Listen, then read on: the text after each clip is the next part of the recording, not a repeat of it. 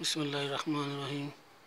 दोस्तों, ये आपको कलमों से बिलसाम का रोगन, या जिसको आप तेल बोलते हैं, रोगन बोलते हैं, बशाम या बिलसाम, ये वो बिलसाम है जिससे आपको रोगन निकलता हुआ थोड़ा थोड़ा नज़र आ रहा होगा।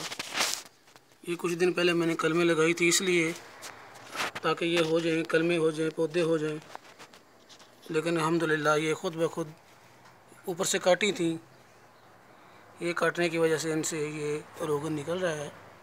ये आप देख सकते हैं, ये देखें, ये आपको थोड़ा सा निकलता हुआ नज़र आ रहा होगा। देख लें, ये मैंने कलमें लगाई हुई हैं। ये तकरीबन मैंने कुछ दिन पहले लगाई हैं, 3-4 दिन पहले लगाई हुई हैं।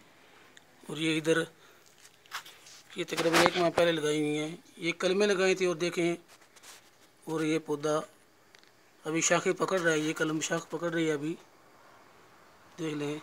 अल्हम्दुलिल्लाह मेरे घर में बिलसाम के 3-4 दरख्त लगे हुए हैं। ये देख लें, आप देख सकते हैं, एक ये है, यहाँ भी है, ये देखें। अल्हम्दुलिल्लाह मुझे पहाड़ों में से 3-4 इसके दरख्त मिल गए हैं। वो घर में लगाए हुए हैं अल्हम्दुलिल्लाह।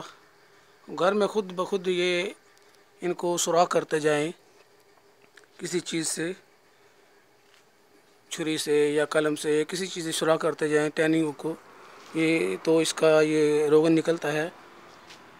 अभी आपको मैं दिखाता हूँ थोड़ी देर में। इसका टहनियों को टक लगाने का तरीका कर ये है, इस तरह आप टक लगाएंगे।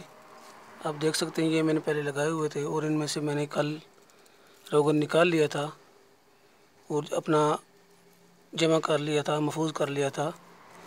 ये देखें, यहाँ निकला हुआ है थोड़ा सा।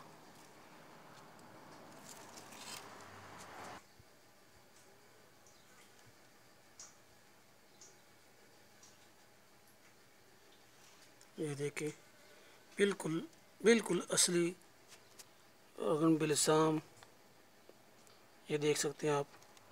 ये इसका निकला हुआ है। ये मैंने गमले में लगाया हुआ है। ये कोई पौधा नहीं था, ये टहनी लेकर लाया था, लगाई थी। ये देख ले, ये भी है, ये भी है। ये मैंने छुरी की नोक से ऐसे ऐसे अभी आपको लगा कर दिखाता हूँ, एक हाथ से। इस तरह मैंने टक लगाए थे, ये ऐसे टक लगाए थे।